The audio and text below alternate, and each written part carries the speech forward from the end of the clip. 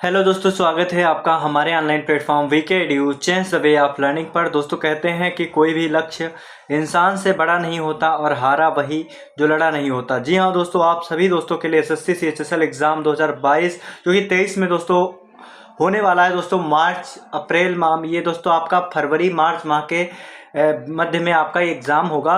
तो सभी दोस्त इसकी बेस्ट तैयारी करने के लिए हमारे साथ में जुड़ेंगे और एकदम बेस्ट तरीके से प्रैक्टिस सेट के माध्यम से जो है जीके जीएस की तैयारी करेंगे। जैसा कि आप सभी दोस्तों को पता है कि अब मेंस जो आपका टीयर 2 रखा गया है, उसके लिए भी दोस्तों जीके जीएस बहुत ही महत्वपूर्ण हो चुकी है, क्योंकि टीयर 2 में भी दोस्तों जीके जीएस को शामिल किया गया है। एसएससी के द्वारा पूरा पैटर्न चेंज कर दिया गया है, चाहे वो सीजीएल हो, सीएचएसएल हो या फिर एमटीएस। जीएस दोस्तों बहुत ही ज़्यादा महत्व रख रही है, तो इसलिए सभी दोस्त हमारे साथ में प्रतिदिन जुड़कर जीके जीएस की बेस्ट तैयारी करेंगे प्रैक्टिस सेट के माध्यम से। पिछले गत वर्षों में पूछे जा रहे एसएससी के द्वारा दोस्तों प्रीवियस ईयर क्वेश्चन दोस्तों सभी एक एक करके हर एक प्रैक्टिस सेट में हम आपके सामने रखने वाले हैं। तो सभी दोस्त हमारे साथ बने रहेंगे और लास्ट तक बने रहेंगे आज के इस सेशन में, जो कि बहुत ही महत्वपूर्ण होने वाला है। दोस्तों कहते हैं कि लक्ष्य हमेशा अर्जुन के बाण के जैसा होना चाहिए और हौसला हमेशा सीमा पर खड़े जवान के जैसा होना चाहिए। जी हाँ दोस्तों, अपने हौसले तथा अपने उम्मीद को दोस्तों कभी भी कम मत होने देना, क्योंकि दोस्तों कहीं ना कहीं यही चीज़ें सीढ़ी बनेंगे आपके मंजिल तक पहुंचने में। आपके लक्ष्य को प्राप्त करने के लिए बहुत ज़्यादा ज़रूरी है आपका दोस्तों उत्साहित रहना और साथ ही साथ में आपका दोस्तों एकाग्र होना। तो सभी दोस्त इस प्रश्न का आंसर कमेंट सेक्शन में छाप देंगे। निम्नलिखित में से कौन सा संसद से संबंधित नहीं है? ऑप्शन ए है आमुख, ऑप्शन बी है स्थगन, ऑप्शन सी है दोस्तों भंग करना, ऑप्शन डी है बर्खास्त करना। तो दोस्तों इसका एकदम करेक्ट आंसर है बर्खास्त करना दोस्तों संबंधित नहीं है संसद से। इसे सभी दोस्त ध्यान रखेंगे, बर्खास्त करना संसद से संबंधित नहीं है। यहाँ पर दोस्तों संसद की बात की जा रही है, तो सभी दोस्त ध्यान रखेंगे। संसद दोस्तों फ्रेंच भाषा का शब्द है। किस भाषा का शब्द है? फ्रेंच भाषा का शब्द है दोस्तों संसद। अगर बात की जाएगी दोस्तों संसद की, तो यहाँ पर सभी दोस्त ध्यान रखेंगे, ब्रिटेन को दोस्तों संसद की जननी कहा जाता है। ब्रिटेन को दोस्तों क्या कहा जाता है? तो सभी दोस्त ध्यान रखेंगे, संसद की जननी। संसद की जननी किसे कहा जाता है? तो संसद की जननी दोस्तों ब्रिटेन को कहा जाता है। इसे सभी दोस्त ध्यान रखेंगे। और संसद में दोस्तों कितने सदन होते हैं? तो अगर संसद में दोस्तों अगर आपसे पूछा जाए सदन, तो सभी दोस्त ध्यान रखेंगे, संसद में दोस्तों सदन की संख्या 2 होती है। 2 सदन होते हैं। एक तो दोस्तों आपका होता है, कौन कौन से सदन होते हैं कमेंट सेक्शन में छाप देंगे। संसद में दोस्तों 2 सदन होते हैं, कौन कौन से होते हैं कमेंट सेक्शन में छाप देंगे। तो यहाँ पर दोस्तों इस आकृति के माध्यम से समझेंगे। यहाँ पर ये दोस्तों पूरा हो गया आपका संसद। और अगर बात की जाएगी इसमें दोस्तों 2 सदन कौन से होते हैं? एक तो आपका होता है लोकसभा और दूसरा होता है राज्यसभा। तो संसद के 2 सदन होते हैं, लोकसभा और राज्यसभा। और इन दोनों के मध्य में दोस्तों एक हॉल होता है दोस्तों, जिसे क्या कहते हैं? Central hall. क्या कहते हैं? सेंट्रल हॉल कहते हैं दोस्तों, जिसमें दोस्तों संयुक्त बैठक होती है। अगला दोस्तों इसी क्रम में अगर बात करेंगे, तो यहाँ पर सभी दोस्त ध्यान रखेंगे, संसद के दोस्तों कितने अंग होते हैं? तो अगर अंग आपसे पूछा जाए तो सभी दोस्त ध्यान रखेंगे, संसद के दोस्तों अंग 3 होते हैं। कौन कौन से अंग होते हैं? तो सभी दोस्त ध्यान रखेंगे, लोकसभा, राज्यसभा और दोस्तों एक अंग होता है आपका राष्ट्रपति। लोकसभा, राज्यसभा और राष्ट्रपति, ये दोस्तों संसद के 3 अंग होते हैं। इसी सभी दोस्त ध्यान रखेंगे। चलिए दोस्तों बिना किसी देरी के अगले प्रश्न की ओर आगे बढ़ते हैं। इसी तरीके से हर एक प्रश्न का दोस्तों डीपली एनालिसिस करवाने वाले हैं आपके साथ में। सभी दोस्त लास्ट तक बने रहेंगे आज के इस सेशन में, क्योंकि कहीं ना कहीं दोस्तों बहुत ही महत्वपूर्ण होने वाला है।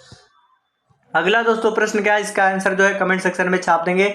स्वतंत्र भारत की पहली महिला राज्यपाल कौन थी? एसएससी के द्वारा दोस्तों बार बार उठा के दिया जा रहा है एग्जामों में, वो चाहे सीजीएल हो, सीएचएसएल हो, एमटीएस, सीपीओ या फिर दोस्तों जीडी, सब में दोस्तों यह प्रश्न पूछा जा चुका है। तो बहुत ही महत्वपूर्ण है, स्वतंत्र भारत की पहली महिला राज्यपाल कौन थी? कमेंट सेक्शन में छाप देंगे। यहाँ पर दोस्तों आपके ऑप्शन क्या है? श्रीमती सरोजिनी नायडू, ऑप्शन बी है श्रीमती सुचेता कृपलानी, ऑप्शन सी है दोस्तों श्रीमती इंदिरा गांधी या फिर ऑप्शन डी है विजय लक्ष्मी पंडित। तो दोस्तों इसका एकदम करेक्ट आंसर है भारत की पहली महिला राज्यपाल कौन बनी थी? श्रीमती सरोजिनी नायडू।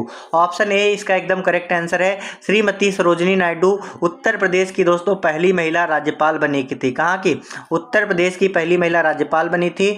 अगर बात करा जाए दोस्तों सरोजिनी नायडू, तो दोस्तों भारत की कोकिला किसे कहा गया? कमेंट सेक्शन में छाप देंगे। भारत की कोकिला किसे कहा गया है? सभी दोस्त कमेंट सेक्शन में छाप देंगे। तो भारत की कोकिला दोस्तों सरोजिनी नायडू को कहा गया। इसी क्रम में दोस्तों अगर बात करेंगे सरोजिनी नायडू की, तो दोस्तों भारत की भारतीय कांग्रेस अध्यक्ष कौन बनी? पहली भारतीय महिला कांग्रेस अध्यक्ष कौन बनी थी? भारतीय महिला की पहली कांग्रेस अध्यक्ष कौन बनी थी? तो सभी दोस्त ध्यान रखेंगे, भारतीय महिला की पहली दोस्तों कांग्रेस की अध्यक्ष बनी थी कौन? कांग्रेस की अध्यक्ष बनी थी दोस्तों श्रीमती सरोजिनी नायडू।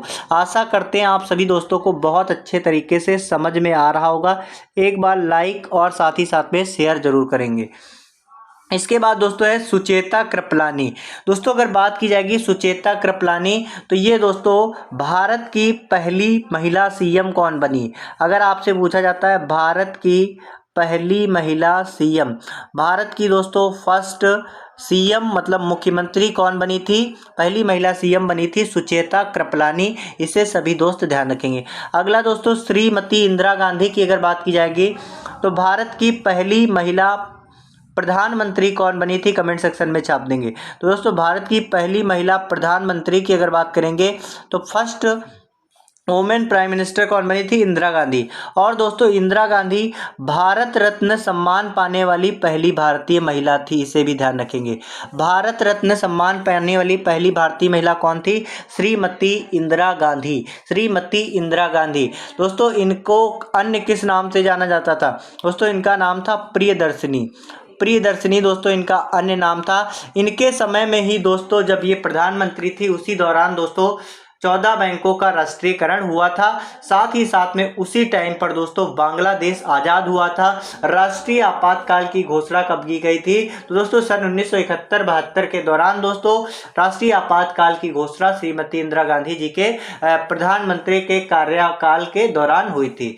अगला दोस्तों यहाँ पर बात की गई है श्रीमती विजया लक्ष्मी पंडित की।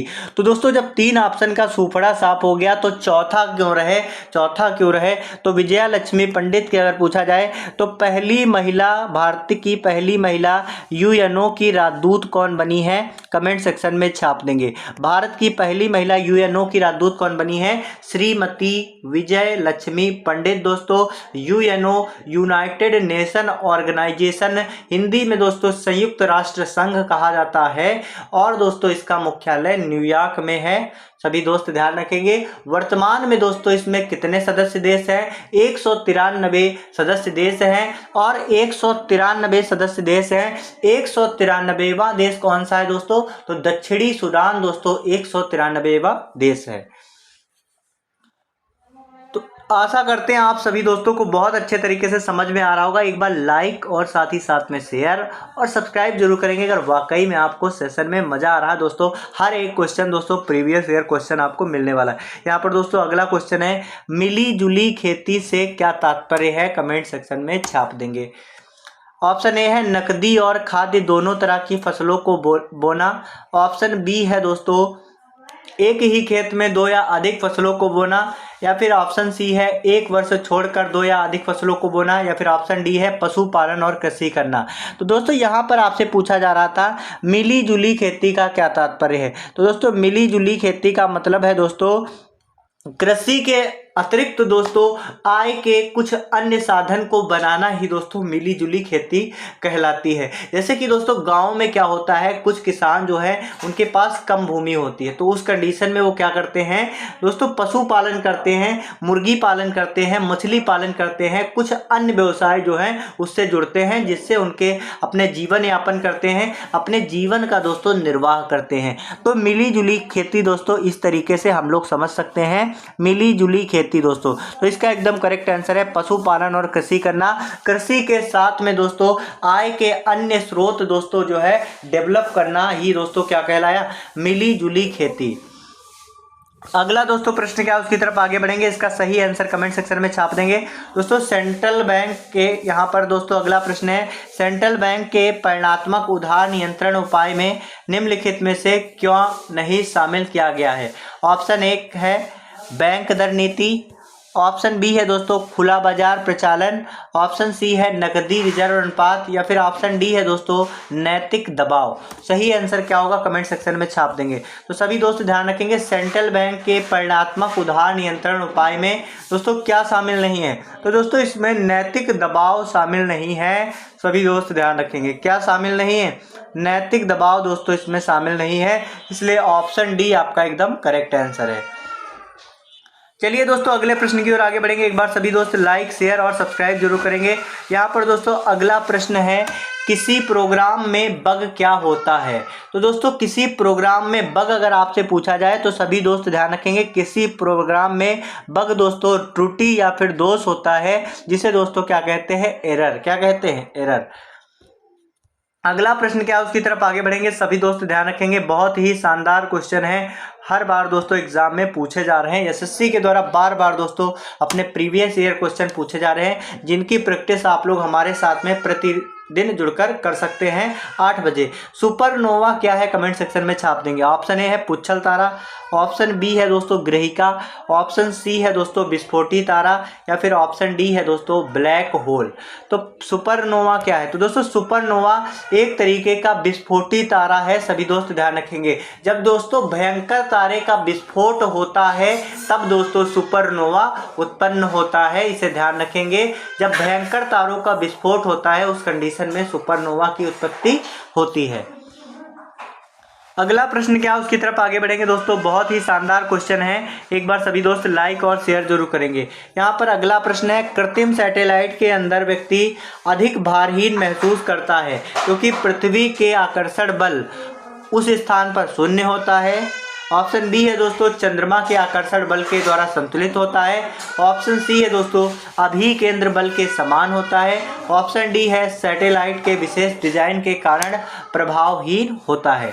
तो दोस्तों जब कृत्रिम सैटेलाइट के अंदर कोई व्यक्ति दोस्तों बैठा होता है तो वह भारहीन महसूस करता है, क्योंकि उस समय स्थान पर दोस्तों क्या होता है, शून्य होता है। स्थान पर क्या होता है, शून्य होता है। अगला दोस्तों प्रश्न क्या है, इसकी तरफ आगे बढ़ेंगे।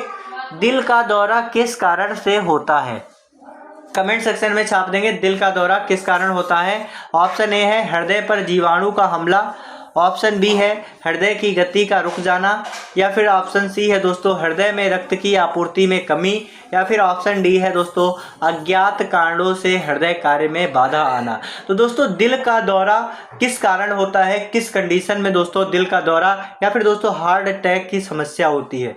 तो दोस्तों इसका एकदम करेक्ट आंसर है हृदय में जब दोस्तों रक्त आपूर्ति की कमी होने लगती है तो उस समय दोस्तों दिल के दौरे पड़ने की बहुत ज़्यादा संभावना होती है। और दोस्तों यही कारण है दिल के दौरा पड़ने की कि हृदय में दोस्तों सही प्रकार से रक्त की आपूर्ति नहीं हो पाती है। अगला जो प्रश्न है उसकी तरफ आगे बढ़ेंगे।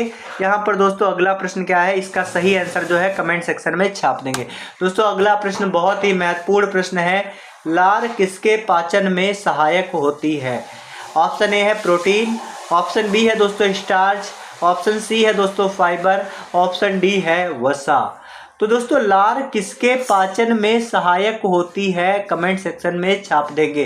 तो दोस्तों लार स्टार्च के पाचन में सहायक होती है। किसके पाचन में सहायक होती है, स्टार्च के पाचन में सहायक होती है।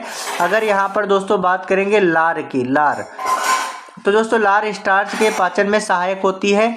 यहाँ पर कौन कौन से एंजाइम होती है, एमीलेज एंजाइम, ध्यान रखेंगे।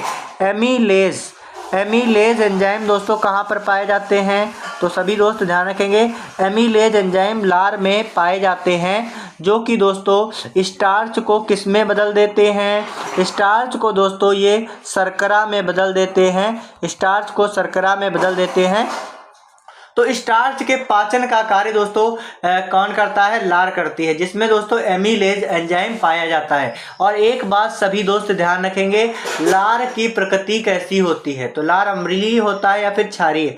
तो लार सभी दोस्त ध्यान रखेंगे, लार की प्रकृति होता है क्षारीय। दोस्तों लार कैसी होती है, क्षारीय होती है, इसे सभी दोस्त ध्यान रखेंगे, क्षारीय। अगला जो प्रश्न है उसकी तरफ आगे बढ़ेंगे। सभी दोस्त ध्यान रखेंगे। अगला प्रश्न क्या है? अगला प्रश्न है दोस्तों जो कि बहुत ही शानदार प्रश्न है। आयोडीन की कमी से क्या होता है? कमेंट सेक्शन में छाप देंगे। आयोडीन की कमी से क्या होता है? ऑप्शन ए है अवटु अतक्रियता, ऑप्शन बी है दोस्तों घेंगा, ऑप्शन सी है मिजेट, या फिर ऑप्शन डी है मधुमेह। तो आयोडीन की कमी से क्या होता है? तो सभी दोस्त ध्यान रखेंगे। आयोडीन की कमी से दोस्तों घेंघा रोग हो जाता है। कौन सा रोग? आयोडीन की कमी से दोस्तों घेंघा रोग होता है। सभी दोस्त ध्यान रखेंगे। यहाँ पर दोस्तों एक रोग के बारे में बताया गया जिसका नाम है दोस्तों मिजेट। मिजेट दोस्तों क्या होता है? तो दोस्तों मिजेट होता है जब पीयूष ग्रंथि में वृद्धि हार्मोन्स जो होता है तो उसमें अल्प स्त्राव होता है। जब पीयूष ग्रंथि में दोस्तों वृद्धि हार्मोन्स का अल्प स्त्राव होता है, उस कंडीशन में दोस्तों व्यक्ति की जो है लंबाई जो है नियंत्रित रहती है। साथ ही साथ में व्यक्ति जो कैसा होता है? बौना होता है। व्यक्ति कैसा होता है? बौना होता है। यहाँ पर दोस्तों मधुमेह की बात की जा रही है। तो मधुमेह का मतलब होता है डायबिटीज। और मधुमेह दोस्तों कैसी बीमारी है? बहुत ही ज़्यादा जरूरी है समझना। तो मधुमेह दोस्तों एक चय अपचय बीमारी है। कैसी बीमारी है? चय अपचय बीमारी है। सभी दोस्त ध्यान रखेंगे। मधुमेह, अगर बात की जाएगी मधुमेह की तो दोस्तों इसमें दोस्तों रक्त में किसकी मात्रा बढ़ जाती है? रक्त में दोस्तों ग्लूकोज की मात्रा बढ़ जाती है। रक्त में किसकी मात्रा बढ़ जाती है? रक्त में दोस्तों ग्लूकोज की मात्रा बढ़ जाती है, जिससे दोस्तों मधुमेह बीमारी उत्पन्न होती है। यह दोस्तों शरीर के किन अंगों को प्रभावित करता है? तो ये जरूर ध्यान रखेंगे। हृदय को, आँखों को, साथ ही साथ में दोस्तों यह गुर्दे को दोस्तों बहुत ही बुरे तरीके से प्रभावित करता है। तो मधुमेह बीमारी के बारे में आपने समझा कि चय अपचय बीमारी है। रक्त में ग्लूकोज की मात्रा बढ़ जाती है, शर्करा की मात्रा बढ़ जाती है और हृदय, आँखों तथा गुर्दे को दोस्तों यह बुरी तरीके से प्रभावित करता है। अगला प्रश्न क्या, उसकी तरफ आगे बढ़ेंगे। यहाँ पर सभी दोस्त ध्यान रखेंगे। अगला प्रश्न क्या है दोस्तों? सोपान कृषि कहाँ पर की जाती है? कमेंट सेक्शन में छाप देंगे। सोपान कृषि कहाँ पर की जाती है? ऑप्शन ए है पहाड़ों की ढलानों पर, ऑप्शन बी है दोस्तों शुष्क क्षेत्रों में, ऑप्शन सी है दोस्तों छतों पर, या फिर ऑप्शन डी है पहाड़ों की चोटी पर। तो सभी दोस्त ध्यान रखेंगे। सोपान कृषि दोस्तों पहाड़ों की ढलानों पर की जाती है। ऑप्शन ए इसका एकदम करेक्ट आंसर है। Option A is right answer. अगला दोस्तों प्रश्न क्या है, उसकी तरफ आगे बढ़ेंगे। दोस्तों अगला प्रश्न है यहाँ पर दोस्तों, इसका दोस्तों सही जोड़ा बनाना है। तो लिखा हुआ है निम्न का सही जोड़ा बनाइए। एक तरफ दोस्तों शहर, दूसरे तरफ दोस्तों नदी के नाम लिखे हुए हैं। ऑप्शन ए है दोस्तों Jabalpur, Ravi, Paris, Narmada, London, Seine, Lahore, Thames. तो दोस्तों इसमें मिलाना है तो फटाफट से मिलाएंगे दोस्तों। अगर बात की जाएगी पेरिस, तो दोस्तों सभी दोस्त ध्यान रखेंगे पेरिस से ही स्टार्ट करते हैं। तो दोस्तों यहाँ पर ध्यान रखेंगे पेरिस जो नदी है, ध्यान रखेंगे पेरिस जो नदी है, ये दोस्तों पेरिस में दोस्तों कौन सी नदी है? तो पेरिस में सीन नदी है। अगर आपसे पूछा जाए लाहौर में दोस्तों कौन सी नदी है, तो सभी दोस्त ध्यान रखेंगे लाहौर से याद आता है, लाहौर दोस्तों पाकिस्तान में पड़ता है, रावी नदी है। यहाँ पर दोस्तों लिखा हुआ है जबलपुर, तो जबलपुर में सभी दोस्त ध्यान रखेंगे नर्मदा नदी है। लंदन में दोस्तों थेम्स नदी है। तो इसको ध्यान रखेंगे किस क्रम में दोस्तों हो रहा है। ए का दोस्तों हो रहा है 2, बी का हो रहा है दोस्तों 3, सी का हो रहा है दोस्तों 4 और डी का हो रहा है 1। 2 3 4 1 दोस्तों जिस विकल्प में होगा वही सही होगा। तो यहाँ पर दोस्तों विकल्प में देखते हैं ऑप्शन ए एकदम करेक्ट आंसर है, 2 3 4 1। सभी दोस्त ध्यान रखेंगे। अगला प्रश्न क्या है, उसकी तरफ आगे बढ़ेंगे। इसका सही आंसर कमेंट सेक्शन में छाप देंगे जितने सारे दोस्त जुड़े हुए हैं। यहाँ पर दोस्तों अगला प्रश्न है विटामिन डी की कमी से कौन सा रोग होता है? कमेंट सेक्शन में छाप देंगे। विटामिन डी की कमी से कौन सा रोग होता है? ऑप्शन ए है सूखा रोग, ऑप्शन बी है दोस्तों स्कर्वी रोग, ऑप्शन सी है बेरी बेरी, ऑप्शन डी है ये सभी। तो विटामिन डी की कमी से कौन सा रोग होता है? तो सभी दोस्तों को पता होना चाहिए विटामिन डी दोस्तों, विटामिन डी की कमी से सूखा रोग होता है, जिसे दोस्तों हम लोग रिकेट्स के नाम से भी जानते हैं। किस नाम से जानते हैं? रिकेट्स के नाम से जानते हैं। विटामिन डी की अगर बात की जाएगी दोस्तों, तो विटामिन डी की कमी से सूखा रोग या फिर दोस्तों रिकेट्स रोग होता है। और विटामिन डी का रासायनिक नाम क्या होता है? तो केमिकल नेम अगर आपसे पूछा जाए तो इसका नाम दोस्तों केमिकल नेम होता है कैल्सीफेरॉल। क्या होता है? कैल्सीफेरॉल दोस्तों इसका रासायनिक नाम होता है, सभी दोस्त ध्यान रखेंगे। और इसके कमी से दोस्तों रिकेट्स रोग हो जाता है। अगर दोस्तों यहाँ पर इसका एकदम करेक्ट आंसर है सूखा, सूखा दोस्तों इसका एकदम करेक्ट आंसर है। यहाँ पर दोस्तों स्कर्वी दिया हुआ है। स्कर्वी की अगर बात की जाएगी तो स्कर्वी दोस्तों किस विटामिन की कमी से होता है? विटामिन सी की कमी से दोस्तों स्कर्वी रोग होता है। और विटामिन सी का दोस्तों रासायनिक नाम क्या है? एस्कॉर्बिक एसिड, नाम याद रखेंगे, एस्कॉर्बिक एसिड दोस्तों विटामिन सी का रासायनिक नाम है। अगर दोस्तों पूछा जाएगा बेरी बेरी, तो सभी दोस्त ध्यान रखेंगे, बेरी बेरी दोस्तों विटामिन B1 की कमी से दोस्तों बेरी बेरी रोग होता है। और विटामिन बी का नाम होता है थायमिन, थायमिन होता है यहाँ पर, सभी दोस्त ध्यान रखेंगे। तो इसका एकदम करेक्ट आंसर है दोस्तों सूखा रोग। क्या है? सूखा रोग। अगला प्रश्न क्या है, उसकी तरफ आगे बढ़ेंगे दोस्तों। अगला प्रश्न है कास्ट स्पिरिट क्या होती है? कमेंट सेक्शन में छाप देंगे। ऑप्शन ए है मेथिल एल्कोहल, ऑप्शन बी है एथिल एल्कोहल, ऑप्शन सी है ब्यूटिल एल्कोहल, ऑप्शन डी है दोस्तों प्रोपिल एल्कोहल। तो कास्ट स्पिरिट क्या होती है? कमेंट सेक्शन में छाप देंगे। तो सभी दोस्त ध्यान रखेंगे, कास्ट स्पिरिट की अगर बात की जाएगी तो यह दोस्तों एक मेथिल एल्कोहल होता है। अगला प्रश्न क्या है, उसकी तरफ आगे बढ़ेंगे, सभी दोस्त ध्यान रखेंगे और इसका सही आंसर कमेंट सेक्शन में छाप देंगे। दोस्तों यहाँ पर पूछा गया बहुत ही शानदार क्वेश्चन है, कई बार दोस्तों एसएससी एग्जाम में पूछा जा चुका है। संयुक्त राष्ट्र सुरक्षा परिषद के 5 स्थायी सदस्य कौन से हैं? तो 5 स्थायी सदस्य कौन से हैं दोस्तों? इसका सही आंसर कमेंट सेक्शन में आपको छाप देना है। तो संयुक्त राष्ट्र सुरक्षा परिषद दोस्तों, संयुक्त राष्ट्र सुरक्षा परिषद के दोस्तों सिक्योरिटी काउंसिल के दोस्तों 5 स्थायी सदस्य कौन से हैं आपको बताना है। तो दोस्तों इसकी एक ट्रिक है जिसकी सहायता से याद रखेंगे, रूस का फेस, रूस का फेस दोस्तों, यह इसकी ट्रिक है, इसकी सहायता से याद रखेंगे। तो रूस से आपका बन गया रूस, ध्यान रखेंगे, रूस से क्या बन गया? रूस। अगर बात की जाएगी फेस में तो एफ से दोस्तों बनता है फ्रांस, फ्रांस। ए से बनता है दोस्तों अमेरिका, अमेरिका। और सी से दोस्तों बनता है चाइना। और ई से बनता है इंग्लैंड। क्या बनता है? ई से बनता है इंग्लैंड। तो दोस्तों ये 5 देश जो हैं सुरक्षा परिषद के देश हैं, इन्हें दोस्तों वीटो पावर कंट्रीज के नाम से जाना जाता है, क्योंकि दोस्तों इनके पास एक विशेष शक्ति होती है, निषेधाधिकार जिसे कहते हैं, वीटो पावर दोस्तों। तो वीटो पावर की शक्ति रखने वाले 5 देश कौन से हैं? तो सभी दोस्त ध्यान रखेंगे, चीन, फ्रांस, रूस, यूएसए और दोस्तों यूके। रूस का फेस से याद रखेंगे, रूस, फ्रांस, अमेरिका, चाइना और दोस्तों इंग्लैंड। इस तरीके से सभी दोस्त याद रखेंगे। अगला प्रश्न क्या है, उसकी तरफ आगे बढ़ेंगे। यहाँ पर सभी दोस्त ध्यान से देखेंगे और इसका सही आंसर जो है कमेंट सेक्शन में छाप देंगे। पुरी की रथ यात्रा किसके सम्मान में आयोजित की जाती है? तो सभी दोस्त ध्यान रखेंगे, पुरी की रथ यात्रा की बात की जा रही है तो भगवान जगन्नाथ के दोस्तों सम्मान में आयोजित की जाती है। तो इसका एकदम करेक्ट आंसर है ऑप्शन सी, पुरी की रथ यात्रा भगवान जगन्नाथ के सम्मान में की जाती है। अगला प्रश्न क्या है, उसकी तरफ आगे बढ़ेंगे दोस्तों। अगला प्रश्न यहाँ पर लिखा हुआ है, इसका सही आंसर कमेंट सेक्शन में छाप देंगे। 2011 के अंतिम जनगणना के परिणाम अनुसार भारत की जनसंख्या घनत्व क्या है? तो 2011 की अंतिम जनगणना के परिणाम अनुसार दोस्तों भारत की जनसंख्या घनत्व क्या है? 325, 352, 372 या फिर दोस्तों 382। तो दोस्तों 2011 की अंतिम जनगणना के परिणाम अनुसार भारत का जनसंख्या घनत्व क्या है? तो इसका एकदम करेक्ट आंसर है दोस्तों 382, 382। अगला जो प्रश्न है उसकी तरफ आगे बढ़ेंगे दोस्तों। जो अगला प्रश्न है, बहुराष्ट्रीय से क्या तात्पर्य है? कमेंट सेक्शन में छाप देंगे। तो ऐसा व्यक्ति जो कई देशों में जा चुका हो। ऑप्शन बी है ऐसी कंपनी जो कई देशों से अपने कार्य का संचालन करती है। ऑप्शन सी है ऐसा देश जिसके पास कई देशों की नागरिकता हो।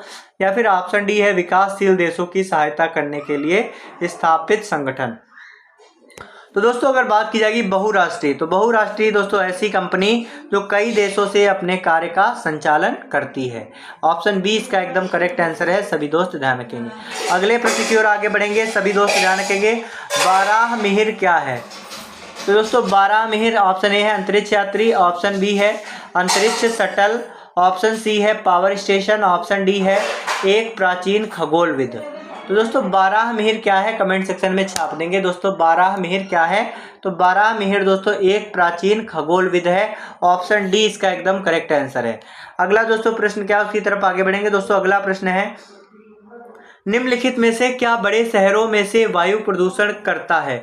तो दोस्तों निम्नलिखित में से क्या बड़े शहरों में वायु प्रदूषित करता है, कमेंट सेक्शन में छाप देंगे। ऑप्शन ए है तांबा, ऑप्शन बी है क्रोमियम, ऑप्शन सी है दोस्तों सीसा, या फिर ऑप्शन डी है कैडमियम। दोस्तों बड़े शहरों में वायु प्रदूषित करता है तो इसका एकदम करेक्ट आंसर है सीसा दोस्तों। ऑप्शन सी इसका एकदम करेक्ट आंसर है, सभी दोस्त ध्यान रखेंगे, option C is right answer. अगला दोस्तों प्रश्न क्या है, उसकी तरफ आगे बढ़ेंगे। इसका सही आंसर आप लोग कमेंट सेक्शन में छाप देंगे दोस्तों।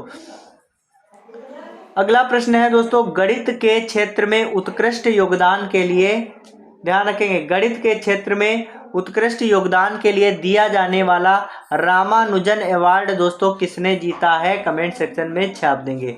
रामानुजन अवार्ड दोस्तों किसके द्वारा जीता गया, इयान स्टीवर्ट के द्वारा, यूनकिंग टैंग के द्वारा, ऑप्शन सी है पीटर सरनाक के द्वारा, ऑप्शन डी है टेरेंस टाओ के द्वारा। तो दोस्तों इसका एकदम करेक्ट आंसर है यूनकिंग टैंग के द्वारा दोस्तों यह जीता गया। अगला प्रश्न क्या, उसकी तरफ आगे बढ़ेंगे दोस्तों। अगला प्रश्न है, हाल ही में उत्तर प्रदेश के 3 बार रह चुके मुख्यमंत्री मुलायम सिंह यादव का 82 वर्ष की आयु में निधन हो गया है। उन्होंने किस राजनीतिक पार्टी की स्थापना की है, कमेंट सेक्शन में छाप देंगे। तो दोस्तों इसका एकदम करेक्ट आंसर है समाजवादी पार्टी। दोस्तों इनके द्वारा समाजवादी पार्टी की स्थापना की गई है, ऑप्शन सी इसका एकदम करेक्ट आंसर है। अगले प्रश्न की ओर आगे बढ़ेंगे। जी हाँ दोस्तों, अगला प्रश्न क्या है दोस्तों, अगला प्रश्न है, हाल ही में पुल्लमपारा ग्राम भारत की पहली पूर्ण रूप से डिजिटल साक्षर पंचायत बन गई है। पुल्लमपारा ग्राम पंचायत किस राज्य में है, कमेंट सेक्शन में छाप देंगे। दोस्तों पुल्लमपारा पंचायत किस राज्य में है, कमेंट सेक्शन में छाप देंगे। पुल्लमपारा दोस्तों केरल में है। केरल में दोस्तों पुल्लमपारा ग्राम पंचायत भारत की पहली पूर्ण रूप से डिजिटल साक्षर पंचायत बन गई है। अगला प्रश्न क्या, उसकी तरफ आगे बढ़ेंगे। सभी दोस्त ध्यान रखेंगे, ग्लोबल हंगर इंडेक्स 2022 में भारत की रैंक क्या है। तो सभी दोस्त ध्यान रखेंगे, ग्लोबल हंगर इंडेक्स में भारत की रैंक 107वीं रैंक है, इसे सभी दोस्त ध्यान रखेंगे।